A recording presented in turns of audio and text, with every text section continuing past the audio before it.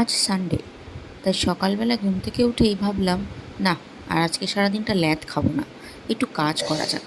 তাই কালকে রাতেই আমার অফিসের ব্যাগটাকে সাবান জলে ভিজিয়ে রেখেছিলাম, একটু কালারটা নোংরা হয়ে গেছিলো সেই জন্য। তো সেটাকেই সকালে প্রথমে কেচে মেলে দিলাম, আর সাথে কাঁচা জামা কাপড়গুলোও কিছু ছিল, মা বললো মেলে দিতে, তাই ওগুলোকেও মেরে দিলাম। তারপর ঘরে এসে প্রথমে মায়ের বিছানাটাকে গুছিয়ে নিলাম। গোছানোর পর আমার ঘরের বিছানাটাকেও সেট করে নিলাম, আর তারপরে ঘরে একটু ঝাঁট দিয়ে নিলাম।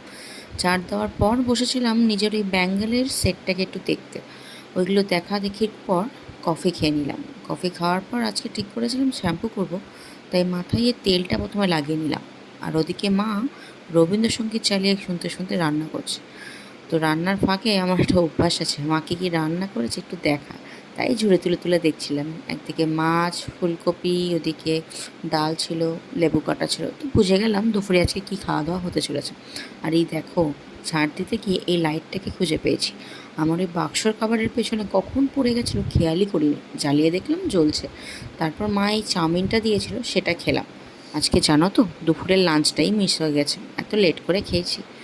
আর বিকালে আমি অর্ডার করেছিলাম বাবুমশাই থেকে একটা ফিশ ফ্রাই আর মোগলাই, ও হ্যাঁ, ফিশ ফিঙ্গারও ছিল। সব কটা আইটেমই দুর্দান্ত ছিল। এইভাবেই আমার সানডেটা আজকে কাটলো।